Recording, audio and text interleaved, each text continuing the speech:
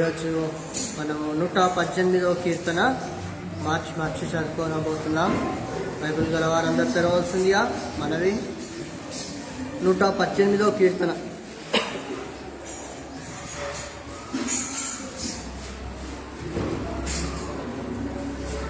యెహోవా దయాళుడు, ఆయన కృప నిరంతరము నిలుచును, ఆయనకు కృతజ్ఞత స్తుతులు చెల్లించుడి.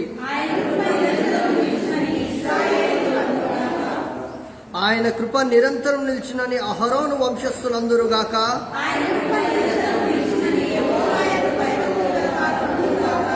ఇరుకు నందుండి నేను యెహోవాకు మొరపెట్టి తిని, విశాల స్థలమందు యెహోవా నాకు ఉత్తరమిచ్చెను.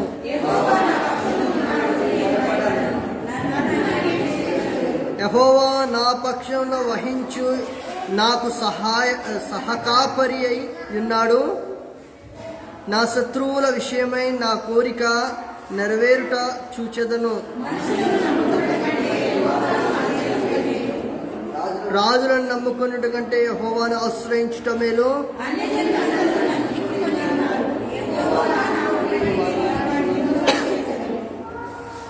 నలుదిశలను వారు నన్ను చుట్టుకొని ఉన్నారు. యెహోవా నామమును బట్టి నేను వారిని నిర్మూలం చేసేదను.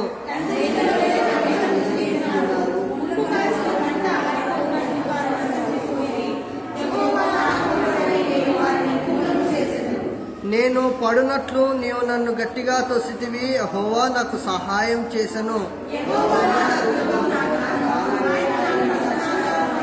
నీతిమంతుల గుడారములలో రక్షణను గూర్చిన ఉత్సాహ సునాదము వినబడును.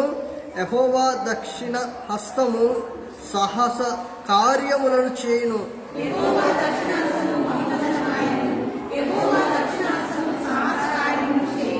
నేను చావను, సజీవుడనై యెహోవా క్రియలు వివరించదను.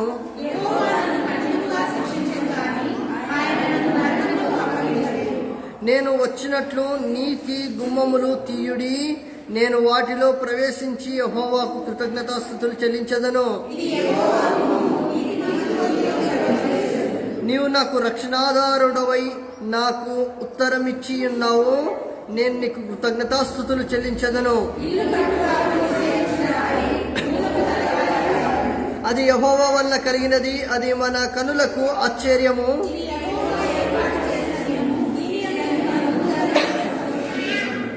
యెహోవా దయచేసి నన్ను రక్షించుము. యెహోవా దయచేసి అభివృద్ధి కలిగించుము.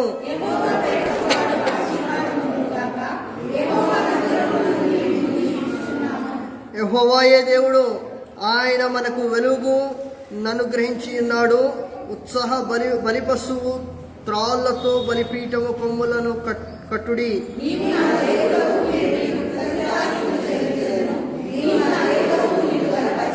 యెహోవా దయాళుడు, ఆయన కృప నిరంతరం నిలుచుచున్నది, ఆయన కృతజ్ఞతాస్తుతులు చెల్లించుడి. దేవుడి కొన్ని మాటలను దీవించుగాక. దయచేసి అందరు తలలోంచినట్లయితే ప్రార్థన చేసుకుని వాక్యంలోకి వెళ్దాం. స్తోత్రం. హల్లెలూయా, హల్లెలూయా, హల్లెలూయా. రాజులకు రాజైన వాడా, ప్రభులకు ప్రభుడైన వాడా, మా దేవా, మా రక్షకుడా, మా సంరక్షకుడా, మా బోధకుడా, మా విమోచకుడా, నీకు వందనం స్తోత్రం. దేవా ఇమ్మానుయేలు అను వాడా, నీకు వందనం స్తోత్రం. తండ్రి, తరతరములకు యుగములకు కొనియాడదగిన వాడవు, మహిమ ఘనతకు అర్హుడవైన దేవా, నీకు వందనం స్తోత్రం. తండ్రి, 118వ కీర్తన మేము ధ్యానం చేయబోతున్నాం. తండ్రి, నాతోను ఇక్కడ కూడిన వారితో మాట్లాడము. తండ్రి, నా నోటికి బూరగా ఉండి మాట్లాడింపచేయము. నా పెదవుల్ని నా శరీరాన్ని పవిత్రపరిచి పరిశుద్ధపరచము. దేవా, అయా దేవా, నీ ప్రతి ఆటంకం కీడును తొలగించి తప్పించి విడిపించి శాంతి సమాధాన పరచమని కోరుతూ యేసు నామములో ప్రార్థిస్తున్నాం తండ్రి, ఆమేన్. 118వ కీర్తనలో మొదటి 4 వచనాలు ఏం తెలియజేస్తున్నాయంటే, యెహోవా దయాళుడు, ఆయన కృప నిరంతరము నిల్చును, ఆయన కృతజ్ఞతాస్తుతులు చెల్లించు. ఆయన కృప ఎప్పటి వరకు ఉంటుందంట? నిరంతరం అంటే ఏంటి చెప్పండి? ఎప్పుడు, ఎల్లకాలము, తరతరము, యుగం. అంటే ఇట్స్ నాట్ ఒక జనరేషన్కి సంబంధించింది కాదు, ఒక కాలానికి సంబంధించింది కాదు, ఒక దినములకు సంబంధించింది కాదు, ఒక నెలకి సంబంధించింది కాదు, ఒక సంవత్సరములకు సంబంధించింది కాదు. నిరంతరం అంటే ఎల్లప్పుడూ. అంటే నరుడు జీవించు కాలం ఉన్నంత వరకు, ఈ భూమి ఆకాశం గతించేంత వరకు ఆయన కనికరము, ఆయన కృప ఉంటుందంట ఈ లోకం మీద. హల్లెలూయా. ఆయన ఎటువంటి వాడంట? దయాళుడు. సో దయాళుడనబడిన దేవుడు మన దేవుడు. హల్లెలూయా. చూడండి, రెండో వచనం, ఆయన కృప నిరంతరం నిల్చును ఇశ్రాయేలు వారందరూ గాక, ఆయన కృప నిరంతరం నిల్చును అహరోను వంశస్థులందరూ గాక, ఆయన కృప నిరంతరం నిల్చును యెహోవా యందు భయభక్తులు గల వారందరూ. ఇక్కడ ముగ్గురు విషయాలను దేవుడు జ్ఞాపకం చేస్తున్నాడు. ఒకటి, ఇశ్రాయేలు ప్రజలు అంటారని సెలవిస్తున్నాడు. ఇక్కడ అహరోను వంశస్థులు అంటారని దేవుడు సెలవిస్తున్నాడు. భయభక్తులు కలిగిన వారు. హల్లెలూయా. మనం చూసుకున్నట్టయితే ఫస్ట్ కేటగిరీలో ఆయన కృప మన మీద ఉండవచ్చు. రెండో కేటగిరీ మన ఇశ్రాయేలు ప్రజలం కాదు, మనం అహరోను వంశస్థులం కూడా కాదు. మరి మనం ఏమై ఉన్నాము? ఆయన యందు భయభక్తులు కలిగిన ప్రజలము. హల్లెలూయా. అంటే ఆయన యందు భయభక్తులు కలిగి ఉన్న ప్రజలకందరికీ ఆయన కృప ఎప్పటి వరకు ఉంటుందంట? నిరంతరం. మనం అందరం ఏమాలి? యెహోవా కృప నిరంతరం నిల్చును. చెప్పండి ఒకసారి, యెహోవా నీ కృప మా మీద నిరంతరము నిలుచునుగాక. ఎప్పుడైతే మనము దేవుని కృప నిలుచునుగాక అని అంటామో, అది మన మీద, దేవుని కృప మన మీద నిలుస్తుంది. నోటి మాటల చేత ఒప్పుకొని, నోటి మాటల చేత దేవుని ఎప్పుడైతే కొనగాడతామో, ఎప్పుడైతే గణపరుస్తామో, ఆయన సన్నిధి కాంతి మన మధ్యలో వస్తుంది. Hallelujah. The presence of God between us. అంటే నీతోను నాతోను సహవాసం చేయడానికి దేవుడు సమీపంగా ఉన్నాడు. ఆయన కృప మన మీద నిరంతరం ఉంటుంది. ఎవరి మీద ఆయన కృప ఉండదు చెప్పండి? అనీతిమంతుల మీద, భక్తిహీనుల మీద, ఈ లోకంలో పాపము చేసే వారందరి మీద ఆయన కృప ఉండదండి. కేవలం ఆయన యందు భయభక్తులు గల వారి ఎడల, అంటే ఆయన నిజముగా దేవుడని నమ్మి ఎవరైతే విశ్వసించి ఆయనని కొనియాడతారో వారందరి మీద ఆయన కృప ఉంటుంది, ఆయన కనికరం ఉంటుంది. జరిగే ఆపదలు, జరిగే ఇబ్బందులు, జరిగే ఇక్కట్టుల నుంచి దేవుడు విడిపించి తప్పించి రక్షిస్తాడు. హల్లెలూయా. ఆయన కృప అంటే ఏంటి చెప్పండి? మన అనుదినం మన పనులు చేసుకోవడానికి బయటికి వెళ్తుంటాం, ఇంటికి వస్తుంటాం. మన ప్రయాణం అంతట్లో, మన పని అంతటిలో మనల్ని క్షేమంగా కాపాడడం ఆయన కృప అయి ఉన్నది. హల్లెలూయా. చూడండి, ఇటువంటి విపత్తు కాలంలో దాదాపు పోయిన సంవత్సరం నుంచి ఈ సంవత్సరం వరకు, ఈ నెలలో లాక్డౌన్ స్టార్ట్ అయిందంటే ఎప్పటివరకు? దాదాపుగా డిసెంబర్ వరకు వెళ్ళిపోయింది. డిసెంబర్ ముందు కూడా ఏదో కొద్ది వెసులుబాటు ఇచ్చినారు. కానీ ఏమైంది? ఆంక్షలతో కూడింది. ఇంతటి ఇబ్బందికరములలో కూడా ఆయన కృప మన మీద ఎలా ఉంది చెప్పండి? మెండుగా ఉంది. హల్లెలూయా. ఆయన దయాళుడై ఉన్నాడు. ఆయన దయగల హస్తంతో నిన్ను నన్ను ఆయన కృప చూపించి కాపాడుతున్నాము. మనమేమన్నా చూడండి, కోట్లు ఉన్నాయా హాస్పిటల్లో ఖర్చు పెట్టించి చూయించుకోవడానికి? అన్ని లక్షలు ఉన్నాయా? లేవు.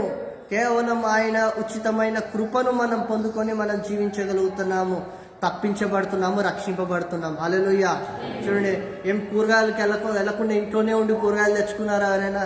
లేదండి. కొంతమంది మాత్రం ఆన్లైన్ డెలివరీ ఆన్లైన్ ఆర్డర్స్ చేసుకున్నారు. దాదాపుగా అందరి మట్టుకు ఏం చేశారు? కూరగాయలకి వెళ్ళారు కదా, మార్కెట్కి వెళ్ళారు కదా, పాల కన్నా కనీసం చిన్నపిల్లల కోసం అయితే షాప్లకి అయితే వెళ్ళారు కదా. వచ్చేది ఉంటే ఎలా అయినా వస్తుంది. కాకుండా రక్షించి దేవుడు ఏం చేస్తున్నాడు? ఆయన కృప మన మీద ఉంది కాబట్టి మనం కాపాడబడుతున్నాం. హల్లెలూయా. అది ఆయన కృప ఇశ్రాయేలు ప్రజల మీద ఉన్నది. ఆయన కృప అహరోను వంశస్థుల మీద ఉన్నది. ఆయన కృప ఆయన యందు భయభక్తులు గల వారి మీద ఉన్నది. హల్లెలూయా. మనము ఎటువంటి ప్రజలుగా ఉండాలి చెప్పండి? ఆయన కృప మన మీద ఉండాలంటే యెహోవా యందు భయభక్తులు కలిగిన ప్రజలుగా నేను ఉండినట్లయితే ఆయన కృపను, ఆయన మన్ననను మనం పొందుకోగలుగుతాము. హల్లెలూయా. ఈ లోకంలో దేని నుంచి వెతుకుతున్నారు చెప్పండి? ప్రజలైన వారు ఎవరైనా సరే, డబ్బులు ఎక్కువ ఉన్నవారు, బిజినెస్ చేసేవారు దేనికోసం వెతుకుతారు చెప్పండి? శాంతి కోసము. శాంతి ఎక్కడ దొరుకుతుంది, సమాధానం ఎక్కడ దొరుకుతుందని వెతుకుతూ ఉంటారు. వారికి తెలిసిన శాంతి ఒకటే. సినిమాలు చూస్తే శాంతి అనుకుంటారు. వారికి చూసిన శాంతి ఒకటే. ఏంటి? కాసేపు ఆ యొక్క డ్రగ్స్ తీసుకుంటే అది శాంతి అనుకుంటారు. ఆ డ్రగ్స్ తీసుకొని పడుకుంటే వాళ్ళకి నిద్ర వచ్చి వాళ్ళు శాంతి అనుకుంటారు. అట్లా కూడా వారికి శాంతి దొరకదు. ఎవరి నుంచి దొరుకుతుంది మనకి శాంతి చెప్పండి? నీకు దేవుడు శాంతిని అనుగ్రహిస్తున్నాను అన్నాడు. యోహాను సువార్త 16వ అధ్యాయంలో ఒక్క మాటను చూసుకుందాం. యోహాను సువార్తలో నిజంగా దేవుడు శాంతిని అనుగ్రహిస్తాడా? శాంతిని గురించి దేవుడు ఏమంటున్నాడు? 16వ అధ్యాయం అనుకుంటా.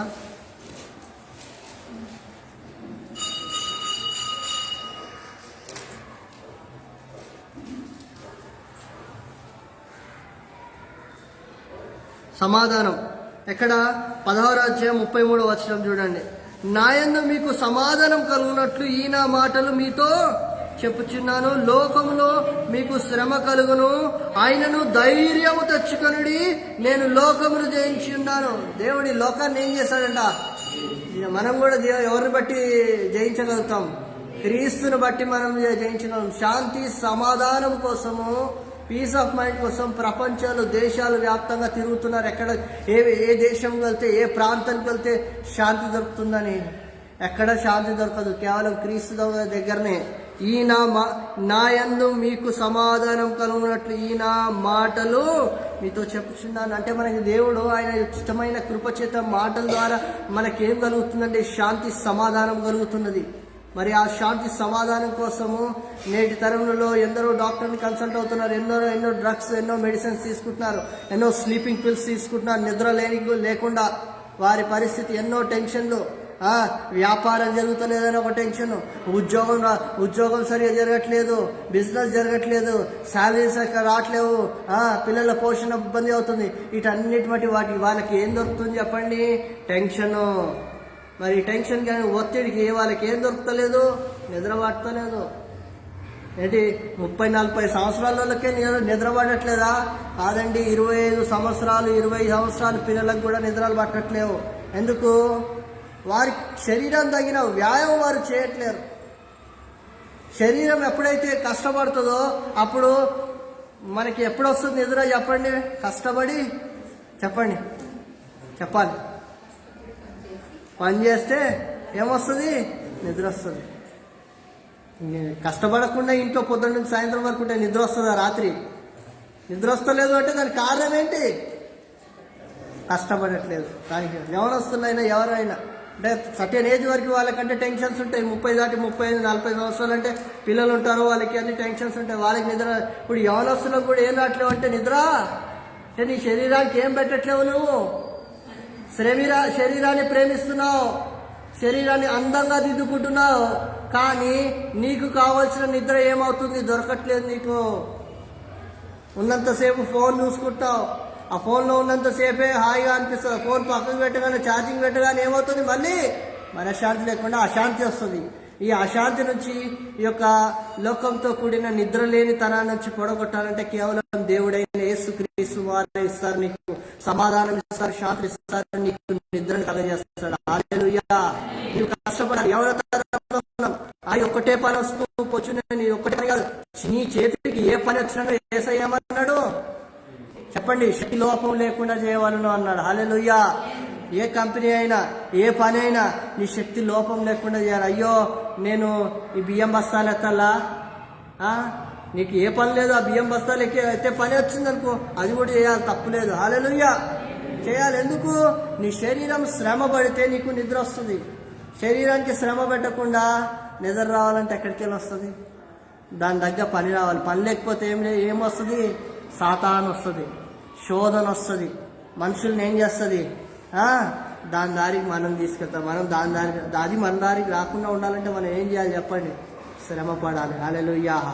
మీ శరీరాన్ని చూడండి, నేటి తరంలో శరీరాన్ని ఏం చేసుకుంటున్నారు చెప్పండి? శరీరాన్ని పోషించాలి.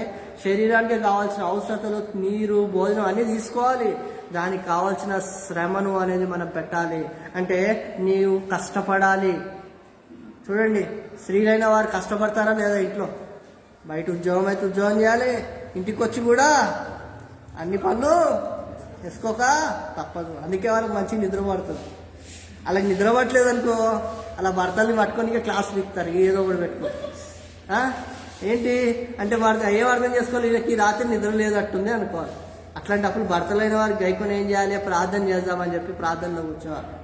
శోధన, సాతాను ఎప్పుడు పని చేస్తుంది అంటే మనిషికి నిద్ర లేనప్పుడు, ఏమైనా అనవసరమైన ఆలోచనలు వచ్చినప్పుడు, అదట్లయింది ఇట్లయింది, ఈ లోక సంబంధమైన ఆలోచనలు, దేవుని మీద భారం మోపరు. మీరు తల్లిదండ్రుల మీద భారం పెట్టుకుంటారు, ఈ లోకం మీద భారం పెట్టుకుంటారు. తల్లిదండ్రుల మీద, ఈ యొక్క లోకంలో ఎవ్వరు తల్లిదండ్రుల మీద డిపెండ్ కాకూడదు. నన్ను అడిగితే 10-12 సంవత్సరాలు తల్లిదండ్రుల మీద డిపెండ్ కావాలి. 12 ఏళ్ళ దాకా ఎవరు వస్తాడో యవన కాలంలో వాడికంతా వాడు ప్రార్థన చేసుకోవాలి. మరి కావాల్సిన అవసరం దేవుని అడిగి పొందుకోవాలి. మరి సమాధానం దేవుని నుంచి దొరుకుతుంది.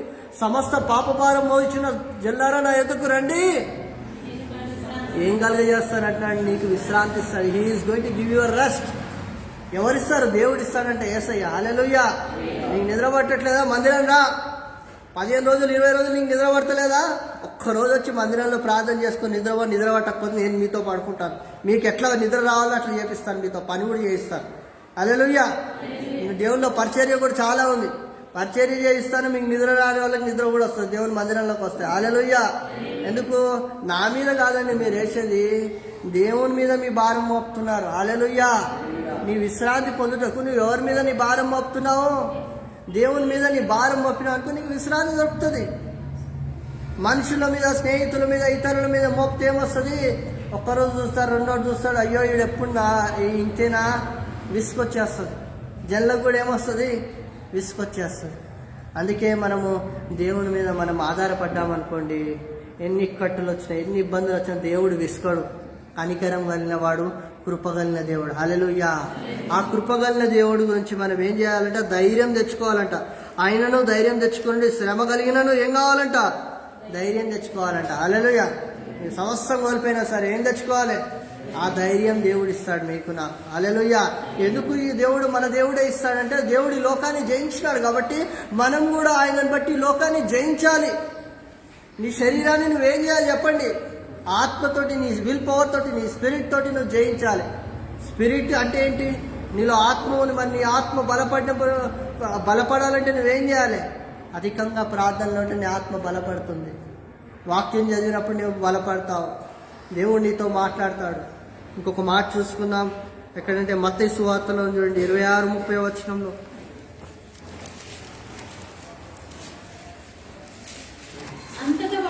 అంతటా వారు కీర్తన పాడి ఒలీవల కొండకు వెళ్ళిరి. అంటే ఈ యొక్క 118వ కీర్తన దేని భావం అంటే, ఇక్కడ ఒలీవల కంటే బహుశా ఈ యొక్క కీర్తన రాసినప్పుడు దావీదు మహారాజు ఏమని సెలవిస్తున్నాడంటే, యేసుక్రీస్తు వారి గురించి రాసిన కీర్తన కాబోలు. ఈ యొక్క 26-30 వచనం మరొకసారి చదవండి అమ్మా. అంతటా వారు ఈ కీర్తన పాడి చూడండి, ఒలీవల కొండకు వెళ్ళిరి. ఈ కీర్తన అనగా, కీర్తన ఏ కీర్తన? 118వ కీర్తన గురించి భావం అని అనుకోవచ్చు. అంటే బైబిల్ విశ్లేషకులు చెప్పిన మాటలు ఏంటంటే, ఈ కీర్తన ద్వారా యేసుక్రీస్తు వారు వారి మధ్యలో ఆఖరి రొట్టె విరుచుట, దాని గురించి మీకు 26 నుంచి ఉంటుంది చూడండి. వారు భోజనం చేయుచుండగా యేసు ఒక రొట్టెను పట్టుకొని దానిని ఆశీర్వదించి విరిచి తన శిష్యులకిచ్చి, మీరు తీసుకొని తినడి, ఇది నా శరీరం అని చెప్పెను. మరియు ఆయన గిన్నె పట్టుకొని కృతజ్ఞతాస్తుతులు చెల్లించి వారికి ఇచ్చి, దీనిలోనిది మీరందరూ తాగుడి, ఇది నా రక్తము, అనగా పాప క్షమాపణ నిమిత్తము అనేకుల కొరకు చిందింపబడిన నిబంధన రక్తము. నా తండ్రి రాజ్యంలో మీతో కూడా నేను ఈ రారక్షణ కొత్తదిగా త్రాగు దినము వరకు నేను తాకనని మీతో చెప్తున్నాను. అంటే మీకు దీన్ని బట్టి ఏమర్థమై చెప్పండి? ఎన్నో పస్కా పండుగలకి దేవుడు ఈ యొక్క బల్లారాధన వారి మధ్యలో ఆయన శరీరాన్ని, ఆయన రక్తాన్ని ఇచ్చినాడు. అంటే 118వ కీర్తన వారికి వచ్చేసరికి ఏమైందంటే, పాడదగిన కీర్తన, యాత్ర కీర్తన అని చెప్పవచ్చు. దేవుని యొక్క ఆఖరి పస్కా పండుగ శిష్యులతో కూడిన కీర్తన అని చెప్పవచ్చు. అంటే దేవుడు అక్కడ ఏమని సెలవిస్తున్నాడంటే, ఇకను దాని త్రాగనని మీతో. So next time I won't drink with you. అంటే ఇక నేను ఈ లోకంతో ఉండను, దేవునితో సహవాసం చేయడానికి వెళ్ళిపోతున్నాను. దేవుడు నన్ను పిలుస్తున్నాడు. అంటే హీఈస్ గోయింగ్ టు హెవెన్. అంటే తన పిలుపు తను గుర్తించినాడు. యేసుక్రీస్తు వారు ఈ లోకానికి ఎందుకు వచ్చినాడు, ఎందుకు వెళ్తున్నాడు, ఎవరి కోసం వచ్చినాడు, ఎవరి కోసం ఆయనను గుర్తించుకోవడానికి ఈ యొక్క ఆచరణను దేవుడు పెట్టినట్టుగా సెలవిస్తున్నాడు. హల్లెలూయా.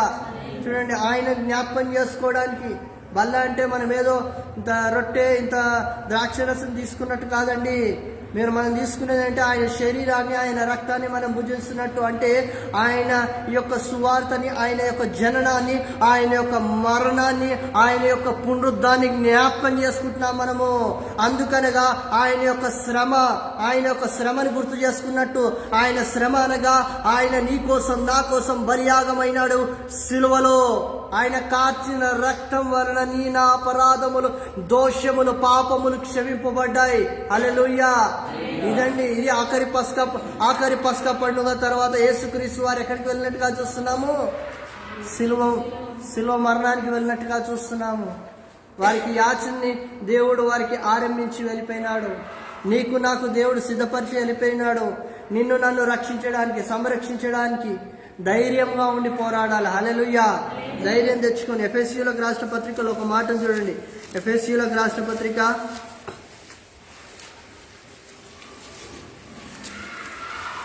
2వ అధ్యాయము 7వ వచనం. క్రీస్తు యేసునందు మనలను ఆయనతో కూడా లేపి పరలోకమందు ఆయనతో కూడా కూర్చుండబెట్టెను.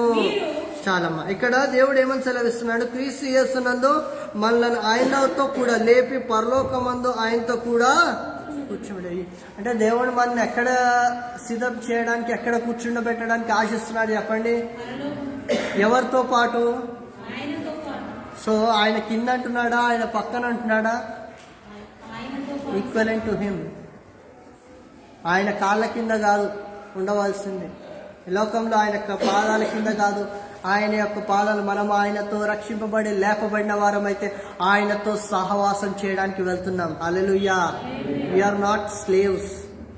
యూదులలో స్లేవ్స్ అనేటువంటి వారు ఉన్నారు, బానిసలు అనేటువంటి వారు ఉన్నారు. బానిసల మార్కెట్ కూడా ఉన్నది యూదులలో, తెలుసా?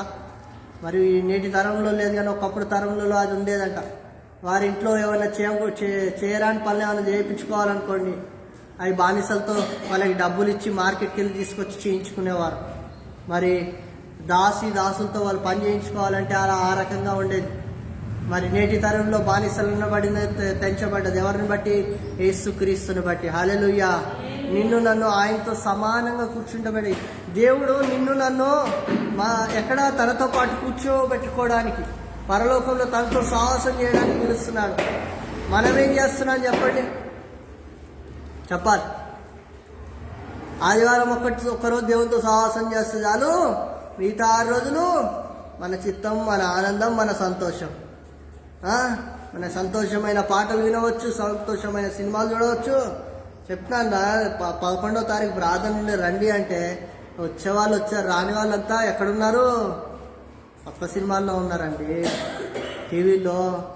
ఎవరైతే దేవుని భయం కలిగి వచ్చినారో వారు ఎక్కడున్నారు? దేశం కోసం, మన కోసం, దేశం కోసం, రాష్ట్రాల కోసం ప్రార్థన చేయడానికి కొంతమంది మాత్రం వచ్చినారు. మిగతా వాళ్ళు కొందరు ఇళ్లలో ఉన్నవారు, కొందరు పనులలో ఉన్నవారు అయితే ఏం పర్లేదు. మరి ఇళ్లలో ఉండి ఏం చేస్తున్నారు, ఏమి వీక్షిస్తున్నారు? జాగ్రత్తగా వహించాలి. మన క్రైస్తవులం కూడా అన్నిలో వరే ఉండకూడదు. ఆ సమయాన్ని వ్యర్థం చేయకూడదని ఆ రోజు కేటాయించడం జరిగింది. వచ్చి మనం ఎవరితో సహవాసం చేస్తున్నాము? దేవునితో సహవాసం చేస్తున్నాం. హల్లెలూయా. దేవునితో సమయాన్ని మనం ఇచ్చి గడుపుతున్నాం అనేది మర్చిపోకూడదు. కీర్తన గ్రంథము 118వ కీర్తన 5వ వచనంలో ఒక మాట చూడండి. 110. ఇరుకునందుండి నేను యెహోవాకు మొరపెట్టితిని, విశాల స్థలమందు యెహోవా నాకు ఉత్తరం ఇచ్చింది. ఇరుకునందుండి నేను యెహోవా. నీ పరిస్థితులు ఇరుకుగా ఉండవచ్చు, నీ స్థితిగతులు ఇరుకుగా ఉండవచ్చు. డబ్బు లేని పరిస్థితి, ఉద్యోగం చేయలేని పరిస్థితి, వ్యాపారం నడవని పరిస్థితి. ఇరుకుగా ఉన్నప్పుడు నువ్వేం చేయాలంట? చెప్పాలి, గట్టిగా చెప్పండి. ఇరుకులో ఉన్నప్పుడు, సమస్యలో ఉన్నప్పుడు ఏం చేయాలి? మొరపెట్టి ప్రార్థన చేయాలి. విశాలతలో నుంచి దేవుడు ఏం చేస్తాడంట? విశాల స్థలం ముందు యెహోవా మనకేం చేస్తాడంట? పట్టజాలని ఆశీర్వాదం, దీవెనలతో దేవుడు మనకి జవాబు చేయబోతున్నాడు. నీవున్న ఇరుకు స్థలము, నీవున్న చిన్న గది అయిండొచ్చు, చిన్న రూమ్ అయిండొచ్చు, రెంట్ గది అయిండొచ్చు, ఆ ఇరుకు గదిలో ఉండవచ్చు, పరిస్థితులు ఉండవచ్చు, ఇబ్బందికరమైన పరిస్థితులు ఉండవచ్చు. ఆ సమయంలో కూడా నువ్వు ఏం చేయాలంట? యెహోవాకు మొరపెడితే నీకేమవుతుంది చెప్పండి? ఉత్తరం వస్తుంది. You will getting an answer from the God. ఎవరి నుంచి ఆ జవాబు పొందుకోవాలి చెప్పండి? దేవుని నుంచి మనం అందరం జవాబు పొందుకోవాలి. ఏ స్థితిలో ఉన్నా, ఏ పరిస్థితిలో ఉన్నా, నీవు పెట్టిన మొరకి నీకు జవాబు రావాలి, ఖచ్చితంగా రావాలి. మనం ఖచ్చితంగా ఏదైనా డబ్బులు ఎవరికైనా ఇస్తే వసూలు చేసుకుంటామా, చేసుకోమా? ఖచ్చితంగా వసూలు చేస్తామా, చేయమా? ఒక 5 రోజులు లేట్ అయితే ఊరుకుంటామా? 4 రోజులు లేట్ అవుతే ఊరుకుంటారా? ఎవరు ఊరుకోరు కదండి. మరి నీకు అవసరత కావాలంటే దేవుణ్ణి కూడా అట్లనే అడగాలి. చూడండి, అన్యాయస్తుడైన ఒక న్యాయాధిపతి దగ్గరికి ఒక స్త్రీ వెళ్ళి ఎలా అడుగుతుంది? మాటి మాటికి అడగడం వల్ల ఆ అన్యాయస్తుడైన యజమానుడు ఏం చేసినాడు? న్యాయము సమకూర్చినాడు. నీ దేవుణ్ణి నువ్వు కూడా మరలా అడిగి పొందుకోవాలి. హల్లెలూయా. ఇంకో మాటకు చూడండి, 18వ కీర్తన 6వ వచనం చూడండి. 18వ కీర్తన 6వ వచనం. నా శ్రమలో నేను యెహోవాకు మొరపెట్టి తిని, నా దేవునికి ప్రార్థన చేసి తిని, ఆయన తన ఆలయంలో ఆలకించిన ప్రార్థనను అంగీకరించిన, నా మొర ఆయన సన్నిధి చేరి ఆయన చెవులు చొచ్చిన. హల్లెలూయా. మీకు నేను ఇదే చెప్పాను, స్టార్టింగ్ చెప్పిన విషయం ఏంటంటే, మనం శ్రమలో ఉన్నప్పుడు, మనకి ఇబ్బందులు కలిగేటప్పుడు చెప్పండి, ప్రార్థన చేసుకోవాలి. ఒక్క రోజులో మీకు ప్రార్థన చేసుకున్నా మీకు జవాబు రావట్లేదు, మీకు రిజల్ట్ రావట్లేదు అనుకో, ఏం చేయాలి చెప్పండి? పాస్టర్ గారిని వాళ్ళు పాస్టర్ వాళ్ళ ఇంటికి వచ్చి ప్రార్థన చేస్తారు. అది కాదు, నువ్వు పాస్టర్ అమ్మ కాదు, నువ్వు మందిరానికి వచ్చి ప్రార్థన చేయాలి. హల్లెలూయా. నీకు ఎక్కడి నుంచి జవాబు వస్తుందంటే చెప్పండి? పాస్టర్ గారి ఇంటి నుంచి వస్తుందని ఉందా ఇక్కడ? చెప్పండి. సువార్థికుల ఇంటి నుంచి వస్తుందని చెప్తుందా? అపోస్తుల పరిచర్య నుంచి వస్తుందని చెప్పారా? చెప్పండి. అపోస్తులు అనబడిన వారు, ప్రవక్తలు అనబడిన వారి నుంచి వస్తుందా? లేదండి, ఆలయంలో నుంచి వస్తుంది. హల్లెలూయా. ఇది గమనించాలి. నీకు ఇబ్బంది కలిగిందా? ఫోన్ చేయండి, పాస్టర్ నాకు ఫోన్ చేయండి, రండి. ఒక డే అంతా మీరు మందిరంలో ఉండండి. రాత్రి అంతా మీకు కావాల్సిన వాటర్, ఏ ఫెసిలిటీ కావాలంటే ఆ ఫెసిలిటీ ప్రొవైడ్ చేస్తాం మాకున్నంతలో. హల్లెలూయా. వచ్చి ఆలయంలో నుంచి మొరపెట్టి ప్రార్థన చేస్తే దేవుడు ఏం చేస్తాడంట? చూడండి, తన ఆలయములో ఆలకించి నా ప్రార్థనను అంగీకరించడం. మన ప్రార్థనను అంగీకరిస్తాడంట దేవుడి కోసం. అంటే మన ప్రార్థన, you need to obey our prayer. అంటే నువ్వు చేసింది కన్సిడర్ చేయాలి దేవుడు. నువ్వు చేసిన ప్రార్థన దేవుడు ఏం చేయాలి చెప్పండి? ఎక్కడ కన్సిడర్ చేస్తాడంట దేవుడు? ఆలయంలో ఉన్నప్పుడే కన్సిడర్ చేస్తాడంట. ఆలయంలో నీకేం దొరుకుతుంది? నీ ప్రార్థనకి జవాబు దొరుకుతుంది. ఇంకా నీ ప్రార్థన ఆలకిస్తున్నాడు.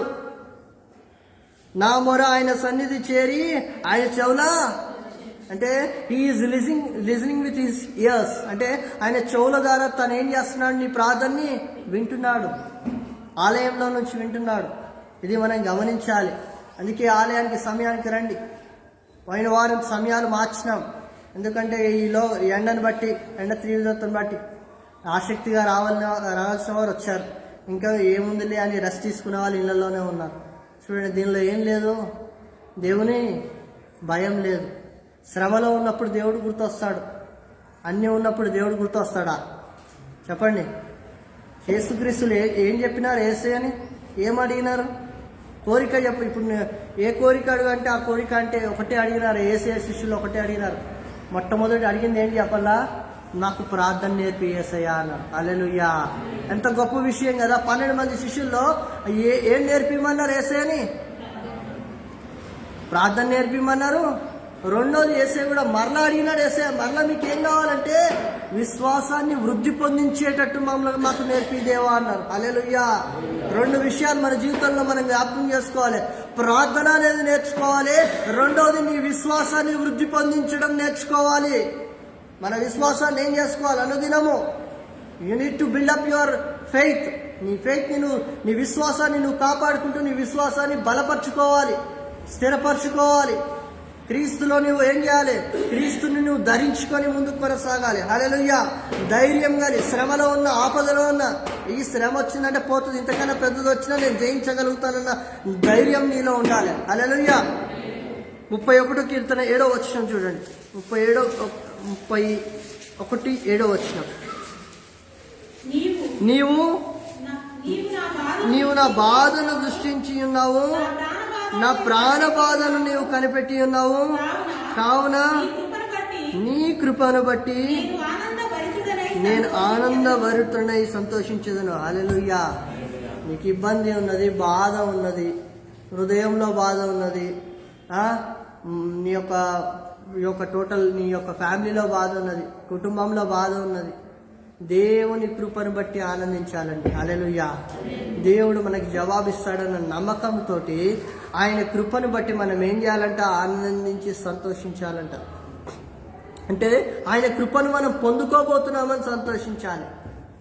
ఇబ్బందుల్లో ఉన్న కొందరు చూడండి, ఎన్ని సమస్యలు వచ్చినా ఏం చేస్తారు? చిన్న స్మైల్ ఇచ్చి వెళ్ళిపోతుంటారు. అలా కలగదా బాధ? అలా కలగదా శ్రమ? ఏముంటుంది వాళ్ళలో? దయాలత్వం ఉంటుంది. ఏముంటుంది వాళ్ళలో? తగ్గించుకునే బుద్ధి ఉంటుంది. ఎన్ని గొడవ పడతారు. కొందరు గొడవ పడతారు, నవ్వుతూ వెళ్ళిపోతుంటారు. వాళ్ళు ఏముంటుంది? సాత్వికం ఉంటుంది. హల్లెలూయా. సాత్వికం నీలో నాలో రావాలని దేవుడు కోరుతున్నాడు. హల్లెలూయా. ఎటువంటి సమస్యలు ఏం చేయాలి? సింపుల్ గా నవ్వి, చిన్న నవ్వుతో నవ్వి పక్కకి వెళ్ళిపోవాలి. హల్లెలూయా. గొడవ చేసుకుంటూ మాటకు మాట పెంచుకుంటూ ఇవన్నీ సాతానుతో కూడినాయి, అల్లరితో కూడినాయి, ఈ లోకంతో కూడినాయి. ఈ అల్లరి, ఈ లోకము, ఈ కోపము ఏంటంటే ఒకరోజు నశించిపోతుంది. నీ యొక్క విశ్వాసాన్ని బట్టే నువ్వు పరలోకాన్ని చేర్చబడతావు. తప్పితే నీ ధనాన్ని బట్టో, నీ అహంకారాన్ని బట్టో, నీ కోపం బట్టే నువ్వేదో సర్వీస్ చేసినావు, దాన్ని బట్టి నువ్వు పరలోకానికి చేర్చబడవు. నీ విశ్వాసమే నిన్ను కాపాడుతుంది. యేసు క్రీస్తులో ఉన్న విశ్వాసాన్ని నువ్వు పెంచుకున్నట్లయితే, క్రీస్తుని నీ యందు నువ్వు ధరించుకున్నట్లయితే, నీ విశ్వాసాన్ని నువ్వు కాపాడుకుంటూ నీవు దేవుని కృపను పొందుకునేవాడిగా, దేవుని కృపకు పాత్రుడుగా ఉండాలి. హల్లెలూయా. అప్పుడు నువ్వు ఆనందించగలుగుతావు.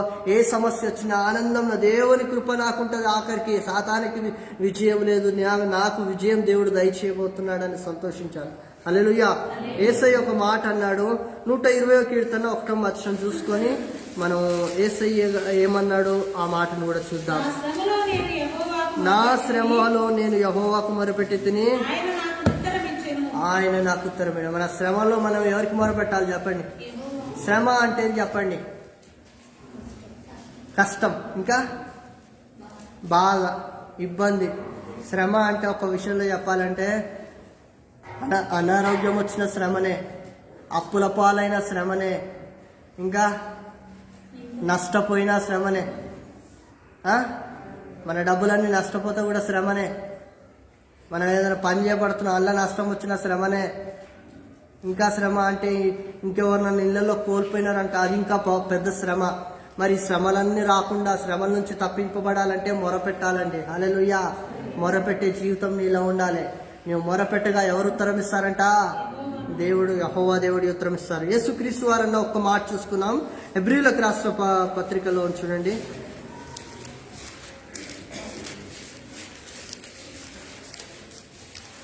5వ అధ్యాయం 7వ వచనం.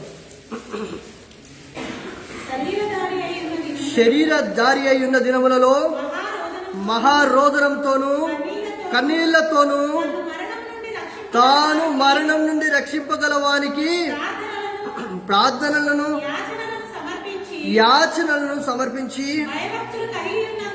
భయభక్తులు కలిగి ఉన్నందున ఆయన అంగీకరింపబడిన. అంటే యేసుక్రీస్తు వారి గురించే దేవుని వాక్యం ఏం సెలవిస్తుందో చూడండి, గమనించండి. యేసు దేవుని కుమారుడని ఆయన స్వీకరింపబడలేదు. యేసు దేవుని యొక్క పరిశుద్ధాత్మ ద్వారా జన్మించాడు, పరిశుద్ధంగా జీవించినాడని ఆయన చేర్చబడలేదంట. మరి ఎందుకు యేసుక్రీస్తు వారు అంగీకరింపబడ్డారు? ఎందుకు యేసుక్రీస్తు వారి ప్రార్థన అంగీకరింపబడిందంటే ఆయనలో ఏముంది చూడండి. అంటే ఈ లోకంలో శరీరధారిగా వచ్చినాడు కాబట్టి శరీరంతో ధరించినప్పుడు ఏం చేసినాడంట? మహారోదనంతోనూ కన్నీళ్లతో ప్రార్థన చేసినాడంట. ఎట్లా ఉంది ప్రార్థన అంటే? హల్లెలూయా స్తోత్రం అని ప్రార్థన కాదండి. ప్రార్థన అంటే కన్నీటి ప్రార్థన రావాలి. ఆ దుఃఖము, ఆ ప్రలాపం అనేది రావాలి. ఆ దుఃఖము, ఆ పశ్చాత్తాపం నీ హృదయంలో కలిగినప్పుడే నీవు అంగీకరింపబడతావు. యేసుక్రీస్తు వారటువంటి వారు పరిశుద్ధుడు, నీతిమంతుడు, యథార్థవంతుడు, న్యాయవంతుడైన దేవుడు. ఆయనలో ఏముందండి? మహారోదన, మహా కన్నీరు వచ్చిందంట. చూడండి, హల్లెలూయా. అటువంటి ధన్యుడు చూడండి. అన్నీ ఉన్నా కానీ ఏమున్నది యేసులో? కన్నీరు ఉందండి. హల్లెలూయా. మహారోదనతో చేసినాడు చూడండి. తన మరణం నుండి రక్షింపవలవానికి ప్రార్థనలు, యాచనలు ఏం సమర్పించుకున్నాడంట చెప్పండి? ఆయన శిష్యులను సమర్పించినాడా? చెప్పండి. ఆయనకున్న స్వస్థత వరాన్ని సమర్పించినాడా? ఆయనకున్న పవర్ ద్వారా ఆయన వెళ్ళిపోయినాడా? చెప్పండి. ఎందుకు అంగీకరింపబడ్డాడు? ఎందుకు లేవనెత్తబడ్డాడు? ఏం సమర్పించుకున్నాడు చూడండి, ఇక్కడనే ఉంది కదా. ఆయన రక్షించగలవానికి ప్రార్థనలను యాచనలను సమర్పించి ప్రార్థన యాచన అనేది చేసినాడు. హల్లెలూయా. యాచనను సంబంధించి భయభక్తులు కలిగి ఉన్నందున ఇంకేం జీవితం కలిగి ఉండాలి? మనలో భయభక్తులు కలిగిన జీవితం కలిగి ఉండాలి. నీలో నాలో ఎప్పుడైతే ఈ యొక్క భయభక్తులు కలిగిన జీవితం ఎప్పుడైతే ఉంటుందో మనం ఏమవుతామో? అంగీకరింపబడతాము. అప్పుడు నీ ప్రార్థన అంగీకరింపబడుతుంది, నా ప్రార్థన కూడా దేవుడు ఉత్తరం ఇస్తాడు దేవుడు. హల్లెలూయా. మొరపెట్టంగానే జవాబు వస్తలేదు. అయ్యో మేము రోజు మా ఇంట్లో మా పిల్లల కోసం ప్రార్థన చేస్తున్నాము, వాడి స్వస్థత గురించి ప్రార్థన చేస్తున్నాం, ఈ అమ్మాయి స్వస్థత గురించి ప్రార్థన చేస్తున్నాం, జవాబు ఎందుకు రావట్లేదు అంటే నీలో కన్నీరు మహారోదన లేదు, నీలో ఇంకా లేదు ప్రార్థన యాచన, నీ కుటుంబంలో లేదు. తల్లి ప్రార్థన చేస్తున్నారు, తండ్రి ప్రార్థన చేస్తున్నారు, కానీ పిల్లల్లో స్వస్థత కలగట్లేదంటే నీ కుమారుల్లో కూడా ఆ యొక్క కన్నీటి ప్రార్థన రావాలి. హల్లెలూయా. ఆ రోదన ప్రార్థన పిల్లలకు కూడా నేర్పించాలి. పాప క్షమాపణ ప్రార్థన, స్తుతుల ప్రార్థన, ఆ ప్రార్థన యాచనలను తమ యొక్క పిల్లలను ఎవరైతే నేర్పుతారో వారి భవిష్యత్తు జీవితంలో వారి భయభక్తులు కలిగి వారు ఎప్పుడు ప్రార్థన చేసిన దెబ్బ వారికి ఒక్క ప్రార్థన వారికి జవాబు వచ్చేస్తుంది. హల్లెలూయా. వారి విశ్వాసాన్ని బట్టి అందరు గంటలు చేసిన ప్రార్థన జవాబు రాదు. ఎందుకు బట్టి రాదు? వాళ్ళు మహారోదన అనేది లేదు, కన్నీళ్ళు అనేది వారి జీవితంలో లేదు. కొందరు అంటారు మేము ఇంతవరకు ఏడవలేదండి అంటారు. ఊహ తెలిసినప్పటి నుంచి ఎందుకు ఏడుపు లేదు చెప్పండి? అన్నీ తల్లిదండ్రులు అన్నీ ఇస్తారు, ఎందుకు ఏడుపు వస్తుంది? శ్రమ కలుగుతుంది, తల్లిదండ్రులు ఏడ్చి ప్రార్థన చేస్తాడు, వీడికి బాగు కాదు.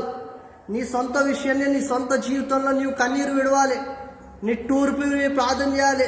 నీ సొంత జీవితం గురించి ఒక యవన కాలంలో యవన పురుషుడు తన వివాహం అయ్యే ముందు యవన స్త్రీ గురించి, తన కాబోయే సతిమణి గురించి ప్రార్థన చేయాలని ఉన్నది బైబిల్లో.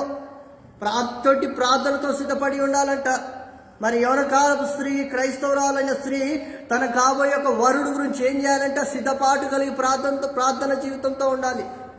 మరి ఈ యొక్క ప్రార్థన జీవితాన్ని బట్టి దేవుడు ఏం చేస్తాడంట? నీ ప్రార్థనని అంగీకరిస్తాడు. అప్పుడు నీకు జవాబు వస్తుంది. శ్రమ పడగానే ప్రార్థన చేయాలని ఉత్తరం వచ్చేస్తుందా? చెప్పండి. ఆలయంలో నుంచి దేవుడు అంగీకరిస్తానంటున్నాడు, ఆలయంలో నుంచి దేవుడు వింటానంటున్నాడు, ఆలయంలో నుంచి దేవుడు జవాబు దయచేస్తానంటాడు. దానికి కాగల కారణం ఏంటి చెప్పండి? ఏం లేదు నీ ప్రార్థనలో. కన్నీటి ప్రార్థన లేదు, ఆ రోదన లేదు, ఆ మంట నీలో లేదు. ఏమున్నది చెప్పండి? సమయం లేదు. ఒక్కటే మాట, ప్రార్థన అనేసరికి ఏమొస్తుంది? సమయం లేదు, సమయం లేదు, సమయం లేదు. టైం లేదు బ్రదర్, టైం లేదు బ్రదర్, టైం లేదు సిస్టర్. మరి దేనికి ఇస్తున్నావు నీ సమయాన్ని? నీ నోటితో నీ ఒప్పుకొని నువ్వు ప్రార్థన చేసుకున్నట్లయితే నీకు స్వయంగా దేవుడు నీకు స్వస్థత కలుగజేస్తాడు. దేవుడు నువ్వు ఏది అడిగితే అది దయచేయడానికి సిద్ధంగా ఉన్నాడు. అడుగుడు మీకు ఇవ్వడును, వెతుకుడి. నమ్ముట నీ వల్ల అయితే నమ్మడానికి సాధ్యమే. నువ్వు నమ్మాలి, నువ్వు అడగాలి, పొందుకోవాలి. నీ ప్రార్థన యాచన అనేది ఉండాలి. There is a chain system in the prayer. గొలుసు ప్రార్థన ఎంతమందికి తెలుసు అండి? చేస్తున్నారా గొలుసు ప్రార్థన? ఎంతో అవసరమై ఉన్నది. మన దినాలను ఏం చేసినాం? రౌండ్గా కూర్చొని సర్కిల్స్ చేయించినాం, దేశం గురించి ప్రార్థన చేసినాం. ఆ ప్రార్థన ఎంతో అవసరమై ఉన్నది, ఎంతో అవసరమై ఉన్నది దేశం గురించి. నేటి తరంలో జరుగుతున్న విపత్తుల గురించి, నేటి తరంలో జరుగుతున్న ఈ యొక్క దాడుల గురించి, నేటి తరంలో జరుగుతున్న ఈ యొక్క ఫైనాన్షియల్ క్రైసిస్ గురించి కూడా ప్రార్థన చేయాలి మనం. దేశం యొక్క ఆర్థిక లావాదేవీలు నష్టంలో ఉన్నాయి. అవి లాభం పడాలంటే నువ్వు కన్నీరు ప్రార్థన చేయాలి. క్రైస్తవుడమైన నువ్వు, నాకేందండి అందరు ఉన్నారంటే అందరి కొరకు నువ్వు ప్రార్థన చేయి. నువ్వు ప్రార్థన చేస్తే దేవుడు జవాబు దయచేస్తాడు. ఉన్నతమైన స్థానానికి నిన్ను తీసుకెళ్తాడు, నీ కుటుంబం తీసుకెళ్తాడు, నీతో ఉన్న వారిని కూడా దేవుడు తీసుకెళ్తాడు. హల్లెలూయా. ఆయన పరలోకంలో ఆయనతో పాటు కూర్చోబెట్టడానికి నేను తీసుకెళ్తున్నాడు. నీతో ఆయనతో ఏమన్నాడు యేసయ్య పరలోకమందు? ఆయనతో నిన్ను నన్ను కూర్చుండబెట్టడానికి అవకాశం ఇస్తున్నాడు. There is no one is going to give such a place. అట్లా దేవుడై ఉన్నవాడు, దేవునితో తనతో పాటు సామాన్యుని కూర్చోపెట్టగలిగిన దేవుడు ఎవరైనా ఉన్నారా ఈ లోకంలో? ఎవరు లేరండి. కేవలం యేసు క్రీస్తు వారు ఒకరు మాత్రమే. అటువంటి దయామయుడు, అటువంటి కనికర స్వరూపుడు, సాత్వికుడు, మిక్కిలి సాత్వికుడు అనబడినవాడు, దీన మనస్సు కలిగిన వాడు. హల్లెలూయా. ఆయన కాడి ఎత్తి ఆయన యొద్ద నేర్చుకొనిడి అన్నాడు. మనం ఆయన దగ్గర మనం నేర్చుకోవాల్సిన విషయం ఇదే. మన తగ్గింపు, మన యొక్క తగ్గింపుని బట్టి దేవుడు మనని హెచ్చిస్తాడు. తగ్గింపు లేదు, ప్రార్థనలు తగ్గింపు లేదు, కన్నీళ్ళు లేదు, ఇవేవి లేవనుకో ఒకటేసారి పైకి వెళ్ళాలంటే ఎలా వెళ్ళగలుగుతాం? Without struggle there is no result. శ్రమ పడండి ఏం రాదు, జవాబు రాదు. శ్రమ పడాలి. హల్లెలూయా. ఇంకొక మాటను చూసుకుందాం. 66 కీర్తన 12వ వచనం చూడండి.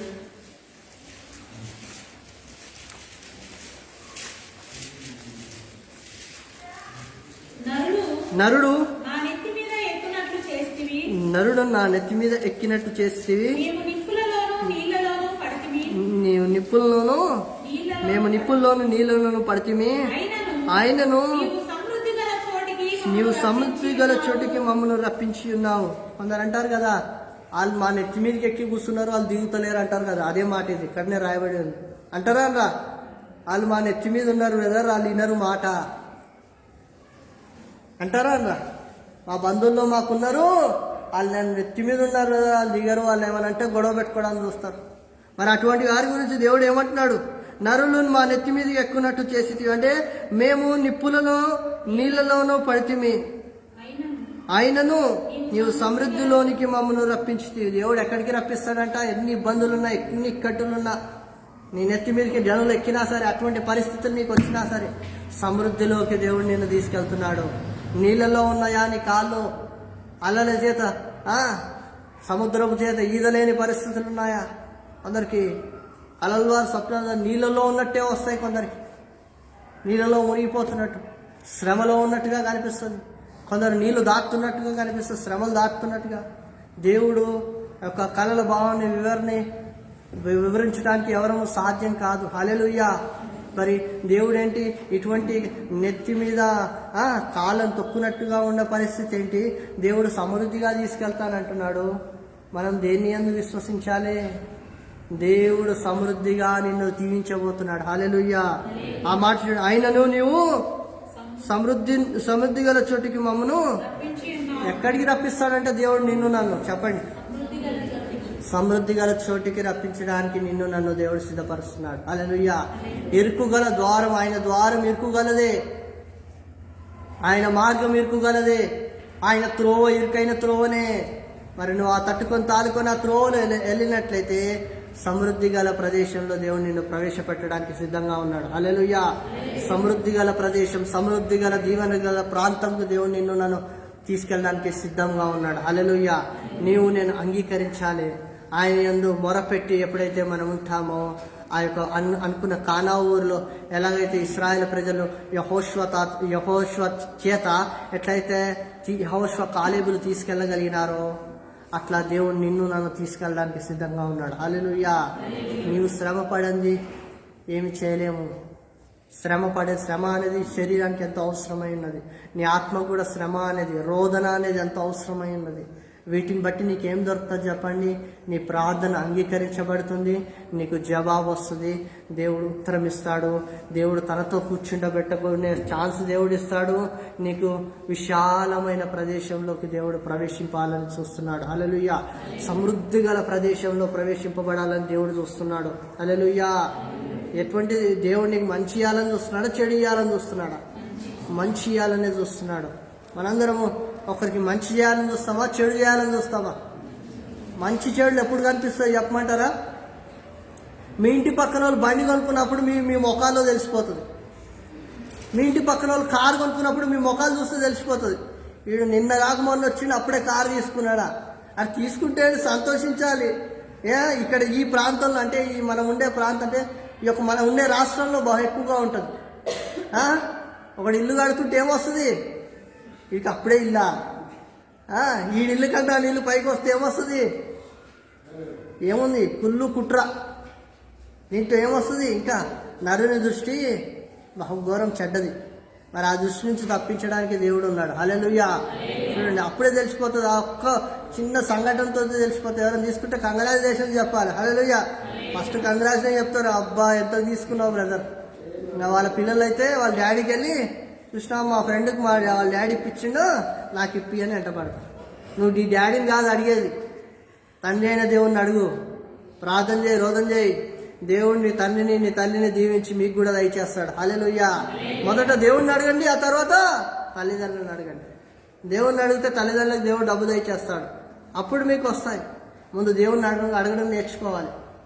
ముందుగానే ప్రయత్నం చేయాలి. ముందుగా మనం దేవుని సన్నిధిలో రావాలి, ఆయన ఆలయంలోకి రావాలి, ఆయన సన్నిధికి రావాలని దేవుడు వాక్యం సెలవిస్తుంది. ద్వితీయోపదేశ కాండంలో ఒక మాటను చూసుకుందాం. ద్వితీయోపదేశ కాండము 31వ అధ్యాయం 6వ వచనం. భయపడకుడి, వారిని చూచి దిగులు పడకుడి, నీతో కూడా వచ్చువాడు నీ దేవుడైన యెహోవాయే, ఆయన నిన్ను విడువడు, నిన్నెన్నడును ఎడబాయడు. దేవుడు ఇచ్చే వాగ్దానం చూడండి, ఏమనిస్తున్నాడు దేవుడు? భయపడకుడి, వారిని చూసి దిగులు పడకుడి, నీతో కూడా వచ్చువాడు నీ దేవుడైన యెహోవాయే, ఆయన నిన్ను విడువడు, నిన్నెడబాయడు. విడువని ఎడబాయని దేవుడు మనతో ఉన్నాడు. హల్లెలూయా. భయపడవద్దు, అదరవద్దు, బెదరవద్దు అంటున్నాడు దేవుడు. దిగులు పడవద్దు. దిగులు అంటే చెప్పండి, బాధ ఉంటుంది. భయం లేకపోయినా కొందరు లోపల బాధ అనేది ఉంటుంది. అయ్యో నేనేం చేయలేకపోతున్నాను, నా వల్ల ఏం కావట్లేదు, 10 లక్షలు సంపాదిద్దామని టార్గెట్ పెట్టుకున్నాను, 2 లక్షలు కూడా నా వల్ల కావట్లేవు అని దిగులుగా ఉందా? దిగులు పడకు, భయపడవద్దు. దేవుడు నీకు తోడుగా ఉన్నాడు. హల్లెలూయా. దేవుడు మనకు తోడుగా ఉంటాడు. మనంతటి మనం ఏది సాధించలేము. దేవుడు మనకు తోడుగా ఉన్నట్లయితే నీతో కూడా వచ్చేవాడు నీ దేవుడైన యెహోవా అంట. మనతో ఎవరు వస్తారంట చెప్పండి? మనం ప్రయాణం అవుతుంటే, మనం చేసే పనుల్లో దేవుడు మనతో ఉంటాడు. నువ్వు మంచి పనులు చేస్తే దేవుడు నీతో ఉంటాడు, చెడు పనులు చేస్తే దేవుడు నీతో ఉండడు. అసహ్యమైన కార్యాలు చేస్తే దేవుని ఆత్మ నీతో ఉండదు. ఇంకేమంటున్నాడు? ఆయన నిన్ను విడువడు, నిన్ను ఎడబాయడు. హల్లెలూయా. విడిచిపెట్టే దేవుడు కాదండి. సమయాన్ని చూసి కొందరు ఏం చేస్తారు, మన భాషలో చెప్పుకోవాలంటే హ్యాండ్ చేస్తారయ్యారా? అందరూ ఇస్తాం డబ్బులు అని చెప్పి టైంకి చెప్పకపోతే ఏమవుతుంది? హ్యాండ్ ఇచ్చేసారు అందరూ. ఇక్కడ భాషలో చెప్పాలంటే ప్లేట్ ఫిరాయించేసారంట. ఆ ప్లేట్ ఏంటో ఫిరాయించడం ఏంటో తెలియదు, కానీ అట్లా ఉంటుంది లోకంలో. దేవుడు నీ చేయి విడిచే దేవుడు కాదు. హల్లెలూయా. విడిచిపెట్టే దేవుడు కాదు, నేను ఎడబాసే దేవుడు కాదు. నిన్ను ఎనువెంటూ ఎప్పుడు నిన్ను పట్టుకొని ఆయన త్రోవలో తీసుకెళ్ళడానికి ప్రయత్నం చేస్తుంటాడు. హల్లెలూయా. నాకెవరు తోడుగా ఉన్నా లేకుండా నా దేవుడు నాకు తోడుగా ఉన్నాడు అనే విశ్వాసం నీలో ఉండాలి. ఏముండాలి చెప్పండి? నన్ను విడువడు, ఎడబాయడు. విడువని ఎడబాయని దేవుడు మన దేవుడు. ఇంకో మాటను చూడండి, భయపడకుడి అన్నది కదా యెహోషువ గ్రంథంలో ఒక మాట ఉంది. యెహోషువతో దేవుడు ఒక మాట మాట్లాడుతున్నాడు ఇక్కడ చూడండి.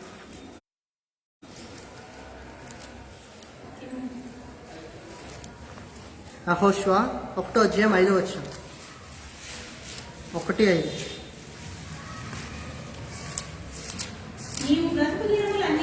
నీవు బ్రతుకు దినములన్నిటను ఏ మనుష్యుడు నీ ఎదుట నిలవలేక ఉండును. నేను మోషేకు తోడై ఉన్నట్లు నీకును తోడై ఉందును, నిన్ను విడువను, నిన్ను ఎడబాయను. హల్లెలూయా. దేవుడు భయపడొద్దు అంటున్నాడు. ఎవరికి? మోషేకు తోడై ఉన్నట్లు నీకు కూడా తోడై ఉంటానంటున్నాడు. హల్లెలూయా.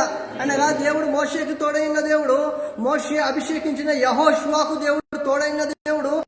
నేడు యేసుక్రీస్తు ద్వారా నీవు అభిషేకం జీవితం నీతో ఉన్నట్లయితే దేవుడు నిన్ను ఎడబాయని దేవుడు. దేవుడు మోషేకి తోడైన దేవుడు, యెహోషువకు తోడైన దేవుడు నాకు కూడా తోడై ఉంటాడు. నన్ను నిన్ను విడని ఎడబాయ దేవుడు. హల్లెలూయా. So God is the same. God is going to promise you and me what we need to do. We need to be faithful to the God. భయభక్తులు కలిగిన జీవితం మనం ఉన్నట్లయితే దేవుడు మనల్ని భయపడవద్దు అంటున్నాడు, మనకు తోడుగా ఉంటానంటున్నాడు. హల్లెలూయా. ఎటువంటి పరిస్థితులు వచ్చినా, ఎటువంటి శ్రమలు వచ్చినా, ఎటువంటి ఆర్థిక ఇబ్బందులు వచ్చినా, ఎటువంటి అనారోగ్యం వచ్చినా, కలవరం చేసిన ఎటువంటి సాతాను వచ్చినా అది నిలవదండి, దేవుడు మనకు తోడుగా ఉన్నట్లయితే. హల్లెలూయా. హల్లెలూయా. మనం చేయవలసింది ఏంటి చెప్పండి? ఆయన యందు భయభక్తులు కలిగిన జీవితం, ఆయనను వెంబడించడమే. యెహోషువకు తోడైన దేవుడు మనకు తోడై ఉండడా? నా తండ్రి దేవుడే. రూత్ ఏమంటుంది చెప్పండి? నీ దేవుడే, నా దేవుడే, మన దేవుడు. హల్లెలూయా. రూతు తన పలికిన తన అత్తతోటి యవన కాలంలో ఉంది. యవన కాలంలో ఇప్పుడు ప్రజెంట్ యవన కాలంలో ఎవరైనా స్త్రీలు వారి భర్తలు చనిపోతే ఉంటారా? అత్తతో ఉండరండి. ఇంకో సెకండ్ మ్యారేజ్ అని చేసేసుకుంటారు. మరి అక్క చేసుకోవడం కూడా ఇప్పుడున్న పరిస్థితుల్లో మరి న్యాయమే అంటారు కొంతమంది. మరి దేవుని తెలుసు. మరి అటువంటి పరిస్థితుల్లో తన కుమారుడు చనిపోతే పెద్ద ఆమె ఏం చేసింది చెప్పండి? విడిచి. రెండో ఆమె ఎవరు? రూతు.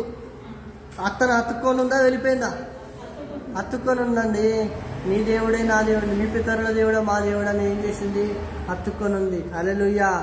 నిన్నెవరు విడిచినా, నీ తల్లి విడిచినా, నీ తండ్రి విడిచినా నిన్ను విడువని ఎడబాయని దేవుడు మన దేవుడు. హల్లెలూయా, హల్లెలూయా. అందుకే రూతు ఏమైంది? రాణిగా మారిందండి. హల్లెలూయా.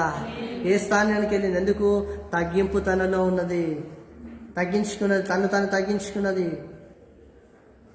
తన వయసు ఉన్నది, ఎవరో ఉంది, సమస్య ఉంది. ఏం చేసింది? అత్త దగ్గర రాగానే అత్తను విడిచిపెట్టలేదు. వృద్ధురాలైన అత్తను ఏం చేసింది? పట్టుకుందా, విడిచిపెట్టిందా? పట్టుకుంది. అత్తను విడిచిపెట్టుకుంది. దేవుని భయం ఆ బిడ్డలో ఉన్నది. హల్లెలూయా. దేవుని భయం తనలో ఉంది కాబట్టి తన దగ్గర ఉంది. హల్లెలూయా.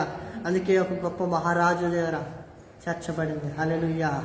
మనము మన జీవితాలను దేవుని దగ్గర ఆయన పాదాలు చెంతపడి దయాళులుగా, దీనులుగా ఉండాలండి.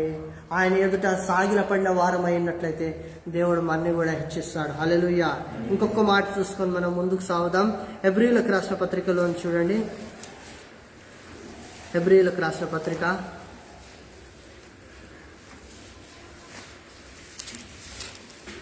13వ అధ్యాయం 6-7 వచనాలు. కాబట్టి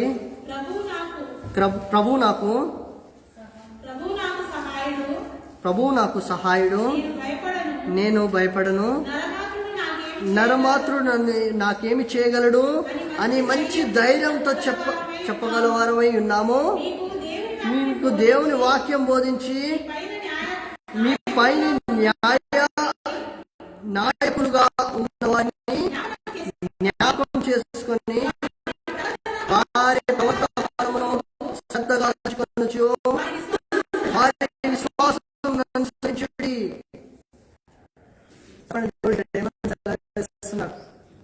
6వ వచనంలో ప్రభు ఏమై ఉన్నాడు చెప్పండి? ప్రభు నాకు సహాయుడు, ప్రభు నాకు సహాయుడు, నేను హల్లెలూయా. నరపుత్రుడు నన్ను చేయగలడు. ఈ ధైర్యం అలాగా సహాయం చేసిన ఎవరు? నాకు సహాయం చేస్తారు. హల్లెలూయా. ఆ 7వ వచనంలో ఏమంటారు? ఆయన బోధన వాక్యం వినాలంట. నాయకులుగా వారి జ్ఞాపకము చేసుకొని శ్రద్ధగా తలుచుకోవచ్చు. వారిని విశ్వాసం అనుసరించండి.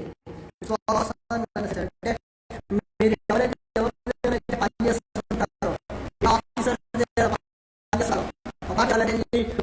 యజమానికి వెన్నుకోకూడదు. వింటారా? అది మహాద్రోహమైనది. వారిని వెంబడించాలట, వారితో విశ్వాసంగా ఉండాలంట. అంటే నేను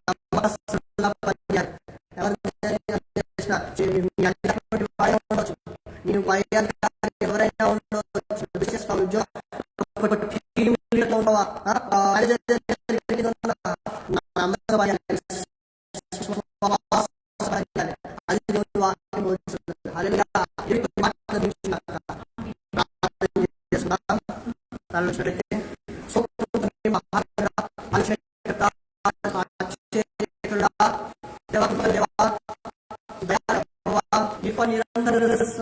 నీకు ఇశ్రాయేలు ప్రజలపై నిలిచిన తండ్రి, అహరోను వంశస్థుల మీద నిలిచిన తండ్రి, నేను భయభక్తులు గలవారిగా నివసిస్తున్న వాక్య లేఖనం సెలవిస్తుందేవా. నీకు వందనం, స్తోత్రం తండ్రి. అయ్యా మొరపెట్టుడి నేను మీకు ఉత్తరం ఇచ్చేదను అన్నావు తండ్రి. శ్రమలో ఉన్నప్పుడు మొరపెట్టుడు ఉత్తరం ఇస్తానంటున్నావు తండ్రి. అయా పరిశుద్ధాలయం మందిరంలో నుండి నీవు వింటానంటున్నావు, నీ చెవున పడుతుందని అంటున్నావు, సెలవిస్తున్నావు. మందిరాలయంలో నుంచి జవాబు దయచేస్తానంటున్నావు తండ్రి.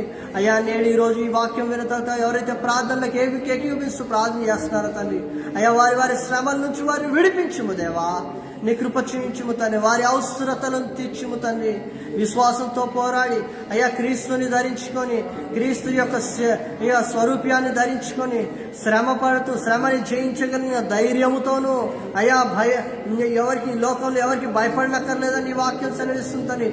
విడువై ఎడబాయనని వాగ్దానం ఇస్తున్నావు తండ్రి. ఈరోజు నీవు అవును తండ్రి మోషే అహరోన్లకు తోడైన దేవానికి వందనం స్తోత్రం తండ్రి. పరలోకంలో నీతో పాటు మమ్మల్ని సమకూరుస్తానంటున్నావు, నీతో పాటు కూర్చుండబెడతానంటున్నావు తండ్రి. అట్టి అవకాశాన్ని నీవు మాకు ఇస్తున్నందుకు నీకు వందనాలు స్తోత్రాలు తండ్రి. యేసురాజా నీకు వందనం స్తోత్రం. కనికర స్వరూపుడా నీకు వందనం స్తోత్రం తండ్రి. అట్టి దయా కనికరంకై నీకు వందనాలు స్తోత్రాలు తండ్రి. కేవలం అయ్యా కన్నీరుతోనూ మహారోదనతోనూ విలాపముతోనూ ప్రార్థన చేయడని నీ వాక్యం సెలవిస్తుందేవా. విచారంతోనూ అయ్యా నీ ఎదుట ప్రార్థన చేయడం నీ వాక్యం సెలవిస్తుంది. అప్పుడు మా ప్రార్థన అంగీకరింపబడుతుంది, అప్పుడు మా ప్రార్థనకి జవాబులు దయచేయబడతాయని నీ వాక్యం సెలవిస్తుంది. ఈ రోజు వరకు ప్రార్థన చేయకుండా ఎవరైనా ఉన్నట్లయితే అయ్యా వారు ప్రార్థన చేసి జవాబు పొందుకునేటట్టు దయచేయండి. దుఃఖంతోనూ మహారోదనతోనూ ప్రార్థన చేసే వారిగా సిద్ధపరచుము తండ్రి. అయ్యా వారి వారి కుటుంబాన్ని కాచి కాపాడం తండ్రి. దేవానికి వందనం స్తోత్రం తండ్రి. విడువని ఎడబాయం దేవు నాకు సహాయకుడవు నీవే అంటున్నావు తండ్రి. అవును తండ్రి నువ్వు మా అందరికి సహాయకుడవు తండ్రి. నువ్వు మమ్మల్ని అందరినీ బలపరుస్తున్న దేవుడవు తండ్రి. నువ్వు ఇచ్చిన విశ్వాసాన్ని కాపాడుకుంటూ యజమానులైన వారికి ఎక్కడ పనిచేస్తున్నారో వారికి నమ్మకంగా పనిచేస్తూ యాత్రని కొనసాగించే భాగ్యం దయచేయండి తండ్రి. నరపుత్రుడు నన్నేమి చేయగలడు అని నీ వాక్యం సెలవిస్తుంది తండ్రి. అవును తండ్రి నువ్వు మాకు తోడైన దేవుడు. అయ్యా మోషే అహరోనులకు తోడైన దేవుడు, యెహోషువలకు తోడైన దేవుడు. నాకు ఇక్కడ కూడి ఉన్న వారందరికీ తోడైండమని కోరుతూ అటు దీవనాటి ఆశీర్వాదంతో నడిపింపు, అటు రోదన ప్రార్థన జీవితం నేర్పించమని కోరుతూ యేసు క్రీస్తు నామములో ప్రార్థిస్తున్నాం తండ్రి. ఆమేన్. దయచేసి అందరూ లేచి నిల్చున్నట్లయితే ఆరాధించుకుందాం. స్తోత్రం హల్లెలూయా.